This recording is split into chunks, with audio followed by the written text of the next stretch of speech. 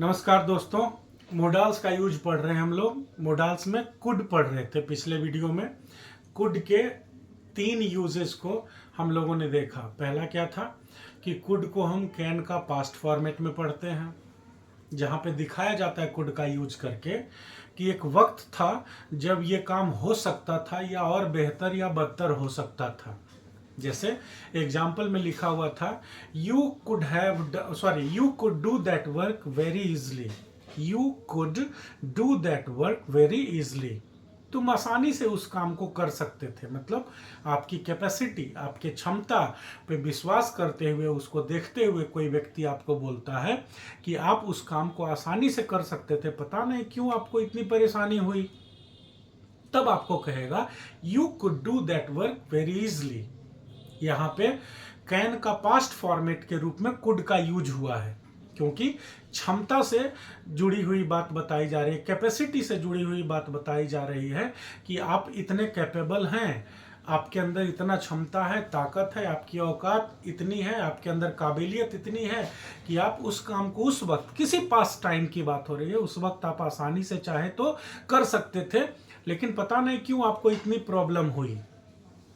फिर था कि अगर ये बताना हो कि पास्ट टाइम में हमारे पास परमिशन था, we were allowed, we were permitted, we had the permission of doing anything and everything we wanted to do. हम लोगों के पास ये परमिशन था, हम लोग को छूट थी कि हम जो चाहे कर सकते थे, जो मन चाहा काम कर सकते थे, कुछ भी खा पी सकते थे, कहीं भी जा सकते थे। मतलब परमिशन या फ्रीडम का सेंस अगर पास्ट में कभी था तो उसको दिखाने के लिए भी कुड का यूज होता है। जैसे हम कहेंगे we could eat anything while we were staying at that hotel. जब हम लोग उस होटल पे में रुके हुए थे, उस दौरान, अपने स्टे के दौरान, मतलब जितने दिन तक हम लोग वहां रुके थे उस दौरान हम चाहे तो कुछ भी खा सकते थे। मतलब हम परमिटेड थे, वी वर अलाउड, हमें ऐसा अलाउ किया हुआ था, है ना। जैसे हम कहेंगे during our college days we could eat food from the hotels और restaurants. It was not necessary that we had to eat the hostel food only. हम अपने कॉलेज के दौरान हम चाहें तो होटल से, रेस्टोरेंट से खाना मंगा के ला के जाके खा सकते थे। तो हम लिखेंगे वी कुड ईट, हम लोग खा सकते थे, मतलब हमें ऐसा परमिशन था। ठीक है।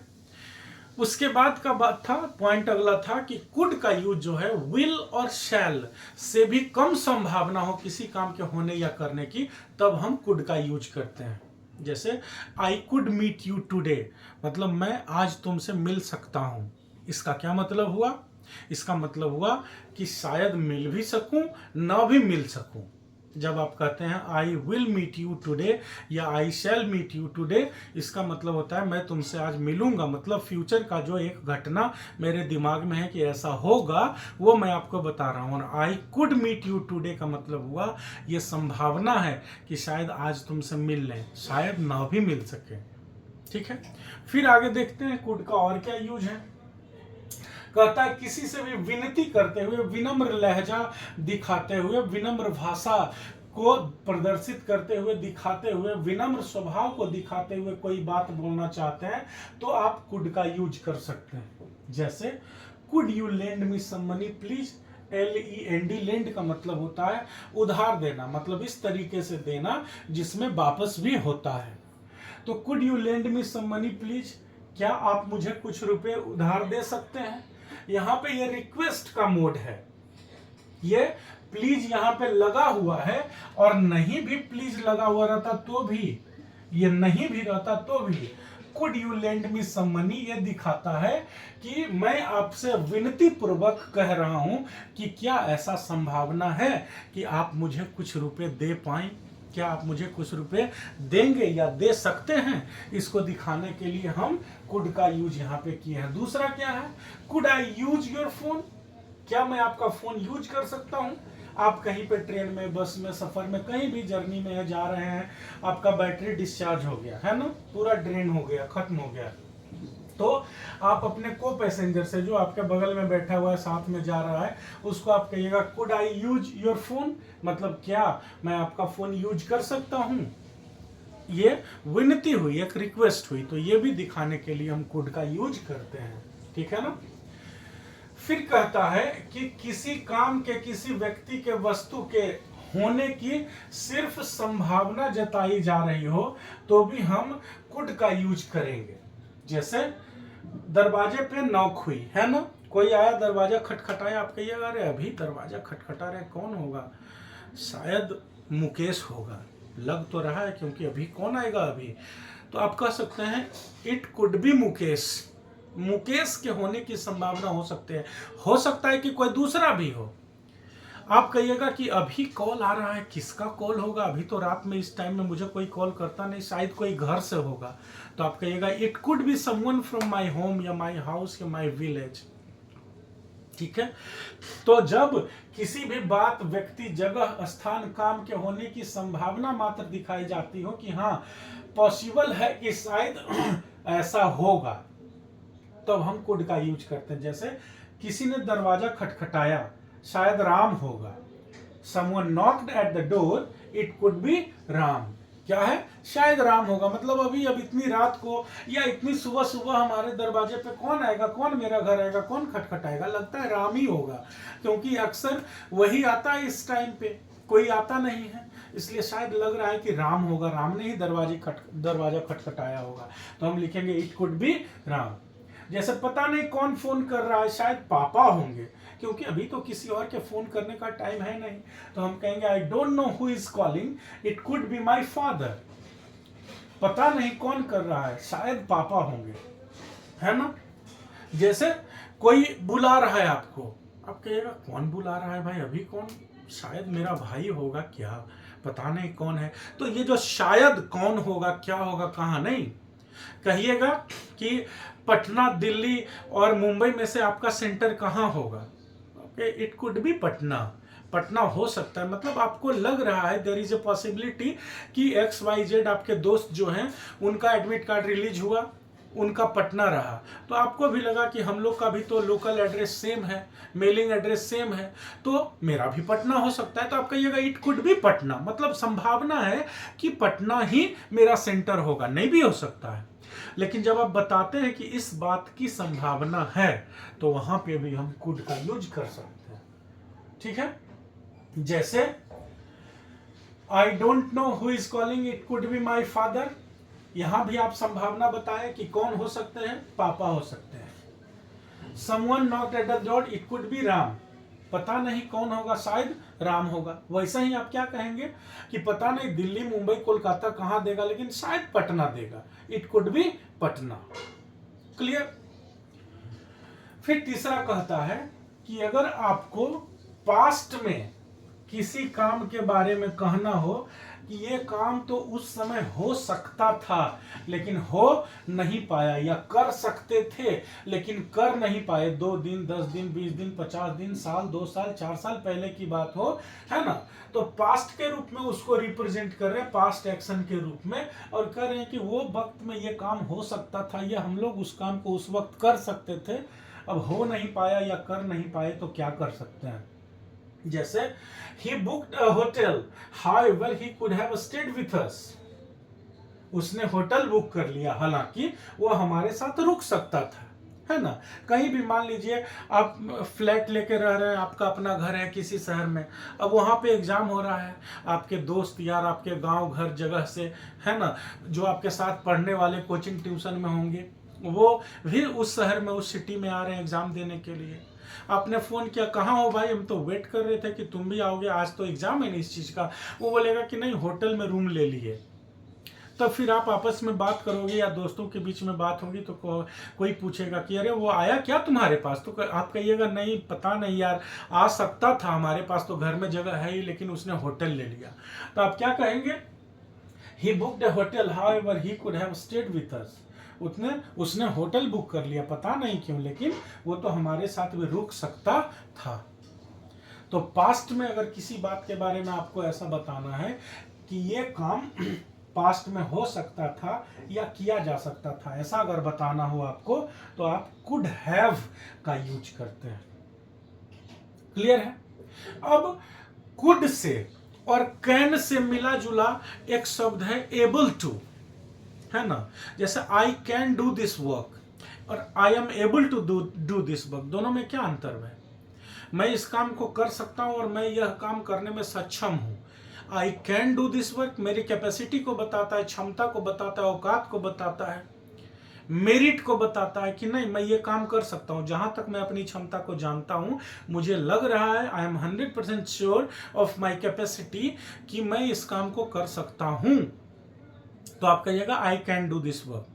लेकिन वहीं पे लिखा जाता है एक sentence, I am able to do this work, मैं यह काम करने में सक्षम हूं। अब दोनों में क्या अंतर है? I am able to do this work और I can do this work, दोनों में क्या अंतर है? दोनों में तो आप अपनी कैपेसिटी, अपनी क्षमता की ही बात कर रहे हैं, फिर दोनों में क्या अंतर है? तो अभी हम देखते हैं कि कैन कुड के जगह पे एबल टू का यूज कहां कहां हो सकता है और कहां कहां बिल्कुल नहीं हो सकता है, ठीक है ना। तो नेक्स्ट स्लाइड में लिख रहा हूं जिसमें एबल टू का कैन से कंपैरिजन होगा, ठीक है ना।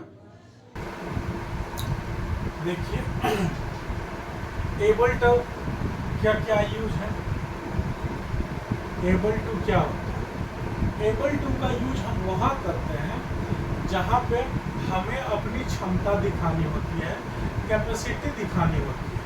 और अभी अभी मैंने आपको बताया कि कैन का यूज भी कैपेसिटी दिखाने में होता है।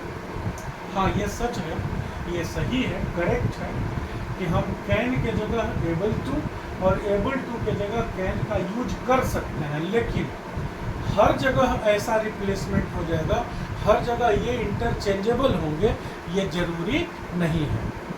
ये इंटरचेंजेबल नहीं भी हो सकते हैं, है ना, ये इंटरचेंजेबल नहीं भी हो सकते हैं।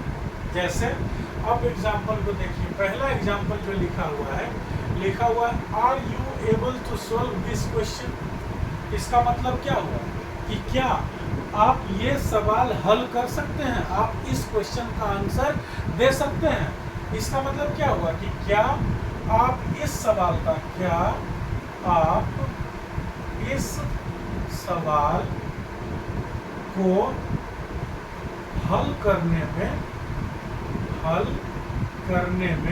सक्षम है ना। इसका ये मतलब हुआ कि क्या आप इस सवाल को हल करने में सक्षम हैं।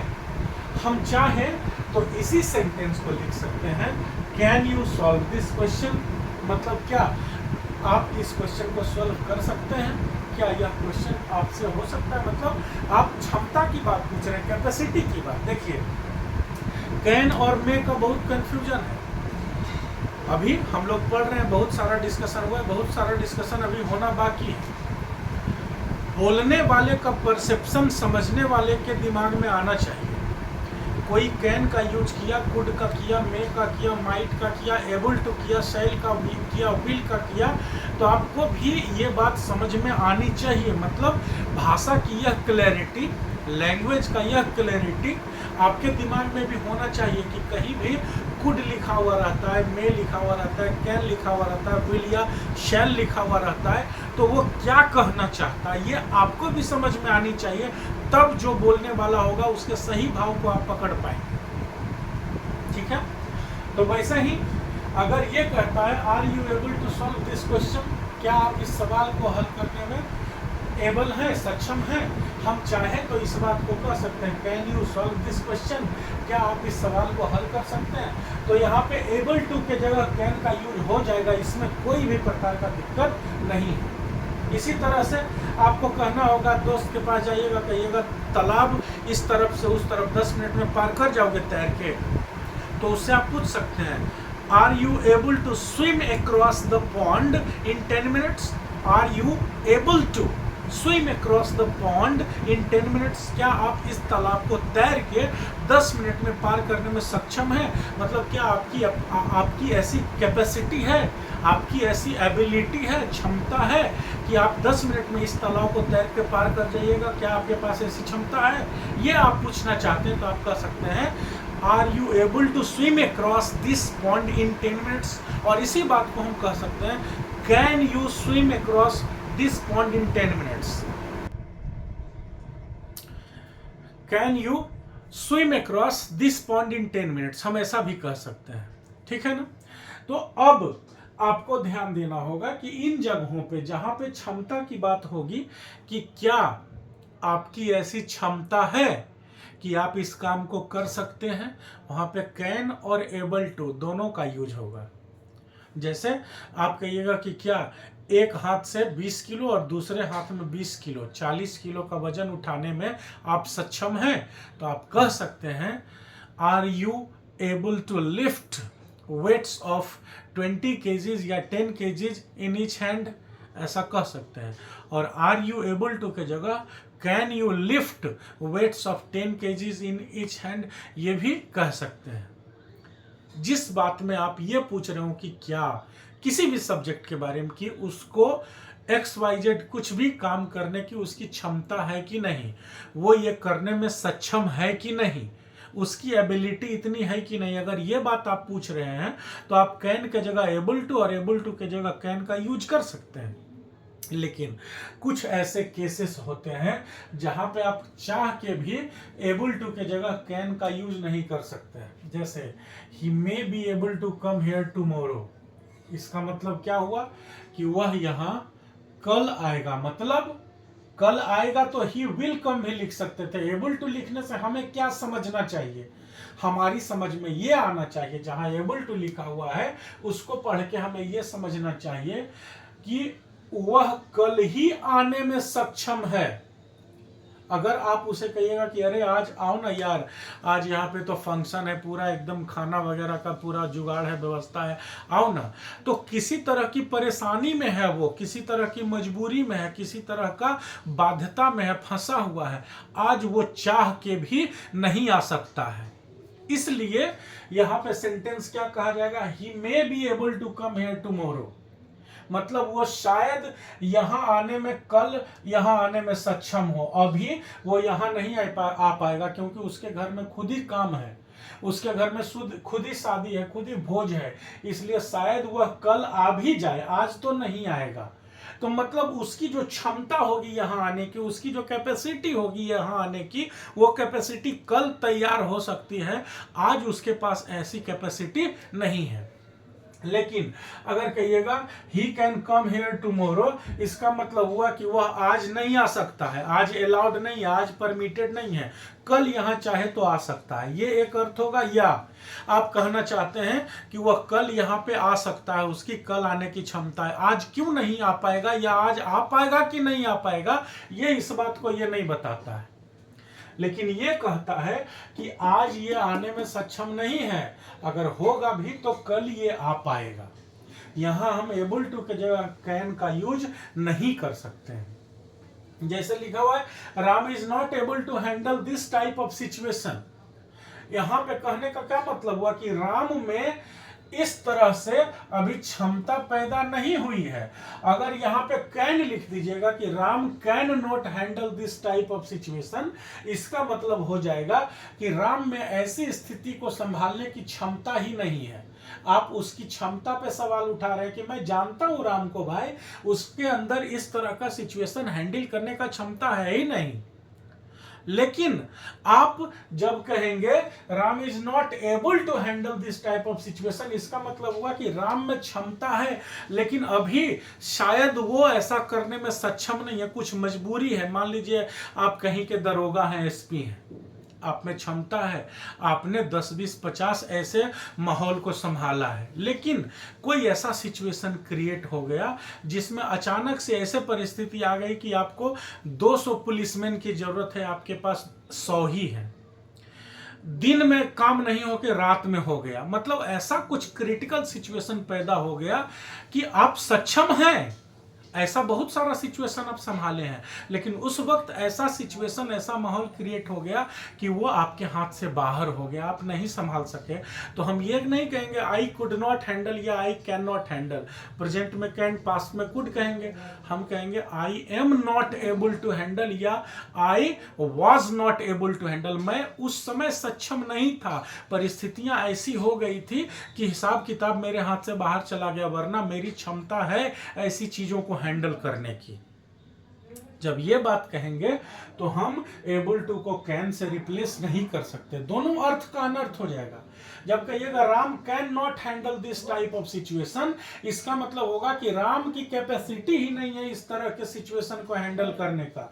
लेकिन Ram is not able to handle का मतलब हुआ कि क्षमता शायद होगी भी उसमें, लेकिन अभी ऐसा परिस्थिति उत्पन्न हो गया है कि उसके हाथ से मामला बाहर हो गया।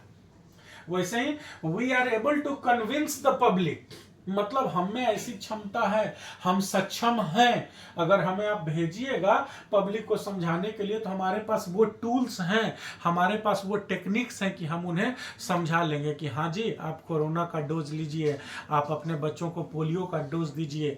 ये सब जो भ्रम फैलाया हुआ है कि नहीं इससे XYZ कुछ भी गलत चीज हो जाता है, तो वो गलत भ्रम फैला हुआ है। इन सब चीजों में आप मत पड़िए। We are able to do this, मतलब हमारे अंदर ये क्षमता है, ये एबिलिटी है ना। और we can make the public understand या we can convince the public, अगर ये हम लिखते हैं एबल टू के जगह पे हम कैन का यूज कर देते हैं तो क्या होगा, आप ये नहीं कह रहे हैं कि मेरे अंदर उस तरह का टेक्निक है, उस तरह का एक्सपीरियंस है, आप कह रहे हैं हम समझा देंगे, है ना, मेरी ये ताकत है, मेरे अंदर का भी बहुत धागे भर का फर्क है, ध्यान रखिएगा। जब आप कहिएगा I am able to convince the public, इसका मतलब हुआ कि मुझे अनुभव है, मेरे पास वैसा टेक्निक है, मेरे पास तौर तरीके हैं, मैं उस काम को करने में सक्षम हूं, ऐसा मैंने पहले भी किया है। आपका ये कहने का मतलब हुआ जब आप एबल टू कहते हैं तो। और जब आप कहते हैं I can convince the public, इसका मतलब आप कह रहे हैं कि पब्लिक को कन्विंस करने की मेरे अंदर क्षमता है। आप टूल्स का, व्यवस्था का, कैपेसिटी का सिर्फ नहीं, अनुभव का, ये सब का बात नहीं कर रहे हैं।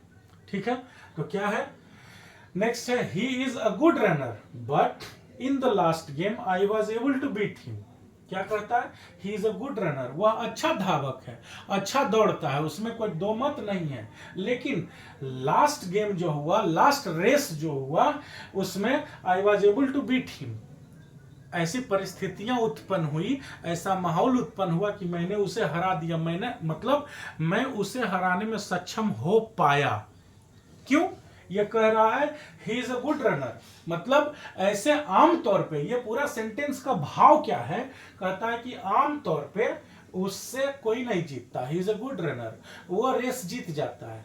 लेकिन जो लास्ट गेम हुआ, उस गेम में माहौल ऐसा बना, उसका स्टेमिना शायद उस समय थोड़ा घट गया, मेरी स्टेमिना मेंटेन रही, मेरा जोश थोड़ा बड़ा हो गया, ज़्यादा जोश में हम रहे, हम अपने कूल काम कंपोजर को, दिमाग को कंट्रोल में रखे, वो शायद थोड़ा सा कंट्रोल आउट ऑफ कंट्रोल हो गया, इसलिए ऐसा माहौल कुल मिला के बन गया कि मैं उसे हरा सका। आई कैन बीट हिम का मतलब है कि मैं अपनी क्षमता को जानता हूं, मैं उसको हरा सकता हूं।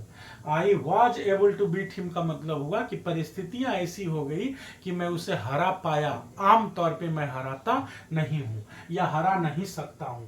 तो यहां पे जो लिखा हुआ है was able to beat him, यहां पे आई कुड बीट हिम लिखिएगा तो गलत हो जाएगा। ठीक है, गलत मतलब जो आप एक्सप्रेशन देना चाह रहे हैं वो नहीं होगा। क्लियर, एग्जाम में कैसे पकड़ेंगे सही है कि गलत, लिखा हुआ है he is a good runner, तब यहां पे आई वॉज एबल टू होगा। क्लियर, अब आते हैं मे और माइट पे फिर से। मे माइट का क्या है, हम जानते हैं कि मे और माइट भी संभावना बताने के लिए होता है और विल और शैल भी संभावना के लिए होता है, लेकिन दोनों संभावना क्या है, विल और शैल कहता है कि हम फ्यूचर में होने वाली एक काम के बारे में जस्ट बता रहे हैं। जैसे आप कहेंगे कि 2 दिन के बाद राम यहां आएगा, तो एक बात आप बता रहे हैं कि राम के आने की 2 दिन के बाद की बात है, राम का वहां आना तय हुआ है, ये काम फ्यूचर में होना है, 2 दिन बाद होना है, तो आप कहिएगा Ram will come here after 2 days। Will और शैल हमेशा ध्यान रखिए, इसलिए यूज होता है ताकि आप एक्सप्रेस कर सकें कि देखिए एक काम है, ये भविष्य में होगा, उसके प्लान, उसके दिन, उसके तारीख, उसके कम ज़्यादा होने की संभावना, उसकी गारंटी, ये सब की चर्चा व्हील सेल नहीं बताता। व्हील सेल बताता है कि देखो बाबू, ये एक फ्यूचर का काम है, तो हम चूंकि अभी प्रेजेंट में हैं और काम है ये फ्यूचर का, इसलिए हम व्हील सेल लगा के लिख रहे हैं ताकि आप समझ जाइए कि ये आने वाले समय की बात हो रही है, इसलिए व्हील सेल होता है। लेकिन मे और माइट क्या है, ये कैसा संभावना बताता है? जैसे देखिए लिखा हुआ है, अगर आप मुझसे पूछते हैं कि राम कहाँ है और मैं पक्के तौर से नहीं जानता हूं तो मैं क्या कहूंगा आपको? मतलब आप मुझसे सवाल पूछें कि भाई राम को देखे हो क्या, तो हम बोले नहीं जी देखे तो नहीं है, लेकिन शायद अपना ऑफिस में होगा, जाइए देखिए ना, हो सकता है। मतलब क्या है कि अभी जिस वक्त आपने मुझसे ये सवाल पूछा वो वक्त राम के ऑफिस में होने का है, तो मैं एक संभावना के तौर पे, मैं एक अंदाजा लगा के कह रहा हूं, अपने दिमाग से गेस करके कह रहा हूं कि अभी तो उसका ऑफिस में होने का ही टाइम है, इसलिए आप उसको ऑफिस में जाके देखिए शायद वहां होगा। ये मैं कंफर्म नहीं कर रहा हूं, मतलब अभी राम के वहां होने की संभावना है, इसलिए मैं कह रहा हूं कि राम में भी या माइट भी, हम में भी यूज कर सकते हैं और माइट भी। हाँ, हम लोगों ने पढ़ा है और आगे भी पढ़ेंगे कि माइट क्या है, मे का पास्ट फॉर्मेट है, लेकिन मे के साथ पैरेलली बराबर में हम माइट का भी यूज कर सकते हैं जब मे से भी कम संभावना हो। मे खुद एक संभावना को बताता है जो कहता है कि यह काम हो भी सकता है और नहीं भी हो सकता है, उससे भी कम संभावना कौन बताता है? माइट। तो हम यहां मे और माइट दोनों का यूज कर सकते हैं, क्या कहने के लिए? ही मे या he might be in his office, कि भाई हमको पता नहीं अभी राम कहां होगा, लेकिन शायद देखो ना, हो सकता है ऑफिस में हो अपना। या हम ये भी कह सकते हैं he might be having lunch, Ram कहाँ है देखे? हम बोले नहीं भाई देखे तो नहीं है, लेकिन शायद लंच कर रहा होगा, जाकर देखो ना कैफेटेरिया में शायद होगा। मतलब he might be having lunch, ऐसी संभावना मैं जता रहा हूं, ऐसा मैं अपने गेस के आधार पे मैं एक आइडिया लगा रहा हूं कि जनरली 1 बजे का टाइम है, तो अभी तो सब लंच में होते, तो एक बार जाके देख लो शायद लंच कर रहा हो। मैं किसी भी तरह से कंफर्म नहीं हूं, मैं सर्कमस्टांसेस के, परिस्थितियों के हिसाब से बस एक गेस बता रहा हूं आपको कि शायद वो लंच कर रहा होगा। या हम कहेंगे ask Mohan he might know, कि भाई हम नहीं जानते, आई don't no, ask Mohan he might know. यहाँ पे माइट जहां लिखा हुआ है ना, यहाँ पे माइट जहां लिखा हुआ है, यहाँ हम चाहें तो मे भी लिख सकते हैं। यहाँ जो माइट लिखा हुआ है, यहाँ हम चाहें तो मे भी लिख सकते हैं। ठीक है, तो हम ये भी कह सकते हैं कि मोहन से पूछो शायद उसको पता हो, हमको तो नहीं पता। मतलब I don't know where Ram is, मुझे नहीं पता राम है कहां, लेकिन वेयर इज राम है ना, लेकिन ask Mohan he might know या ही मे नो, मोहन से पूछो शायद उसे पता हो। ये भी बात मैं नहीं जानता हूं कि मोहन को पक्का पता होगा कि राम कहां है, ये भी मुझे नहीं पता है, लेकिन शायद मोहन को पता होगा, क्योंकि मोहन और राम आपस में बातचीत करते रहते हैं, एक साथ रहते हैं, एक ही साथ खाते पीते हैं, तो शायद उसको पता होगा। अगर ऐसी संभावना बताना होता है तब हम मे या माइट का यूज करते हैं कि शायद इस चीज के होने की संभावना है, तो आप जाके देख लीजिए यहाँ पे ऐसा हो सकता है। नहीं, जैसे मान लीजिए कहीं पे आप काम कर रहे हैं, छुट्टी का समय होगा, 5 बजे सब लोग अपना अपना ऑफिस से निकलने लगे बैग लेके। अब कहीं पे किसी डेस्क पे एक मोबाइल छूटा हुआ दिख गया, या आपको एक वॉलेट दिख गया, है ना। वॉलेट और पर्स में अंतर होता है ना, पता, मेरा शॉर्ट वीडियो में ये बताया हुआ भी है, मैंने एक शॉर्ट वीडियो बनाया है कि वॉलेट और पर्स में क्या डिफरेंस होता है, आप देख लीजिएगा अगर नहीं देखे तो। खैर मुद्दा वो नहीं, अभी मे माइट है। तो अगर आप ऑफिस से बाहर निकल रहे हैं, घर के लिए जा रहे हैं, टाइम हो गया, अब आपने देखा किसी के डेस्क पे कोई वॉलेट चाहे कोई मोबाइल फोन छूटा हुआ है। अब वहां पे 2 3 4 लोग जो भी बैठ रहे होंगे आपस में, तो आप फोन उठाए चाहे वॉलेट उठाए और गए किसी से पूछे कि अरे ये किसका वॉलेट है यार, छूट गया लगता है। तो वो जो दोस्त है आपका, उसको नहीं पता है कि किसका है, लेकिन इस आधार पे कि कहाँ मिला, तो देखो ना वो वाला डेस्क पे मिला, डेस्क नंबर 5 पे। तो इस आधार पे वो कहेगा कि 5 6 7 8 आपस में हैं, तो उन्हीं में से ना किसी का होगा जो वहां आपस में नजदीक में बैठते होंगे। तो वो कह देगा he might be Mohan's wallet, it might be Mohan's wallet, शायद ये मोहन का वॉलेट होगा। क्योंकि वहीं पास में मोहन बैठता है, मोहन का भी वही डेस्क है। क्लियर है? तो ये हम मे या माइट का यूज करते हैं ये बताने के लिए कि इस बात के, इस काम के, इसके होने की संभावना है, ऐसा मेरा गेस है, ऐसा मुझे लगता है। ठीक है, इसलिए वहां पे मैं मे माइट का यूज करता हूं। क्लियर? तो ये इस वीडियो के लिए इतना पे क्लोज करते हैं इसको। मुझे उम्मीद है कि आप कुड, कैन, एबल टू और मे माइट अभी आगे कंटिन्यू रहेगा, है ना। नेक्स्ट वीडियो में मे माइट थोड़ा और आगे जाएगा, फिर एक साथ कैन, कुड, मे माइट को सामने लिखेंगे कि इसके दोनों के इंपॉर्टेंट सेक्शंस क्या हैं, कहाँ कहाँ कैसे कैसे ध्यान हमें रखना है। ठीक है, तब तक के लिए इसको यहीं क्लोज करते हैं। प्लीज अगर आपको वीडियो अच्छा लगता है तो इसे शेयर करें अपने दोस्तों के साथ भी, और आप और अपने दोस्तों को भी आप कहिए कि चैनल को सब्सक्राइब करें, ताकि हमें भी फुल एनर्जी के साथ काम करने का कुछ मोटिवेशन मिले। वीडियो को लाइक कीजिए और शेयर कीजिए। Thank you, all the best.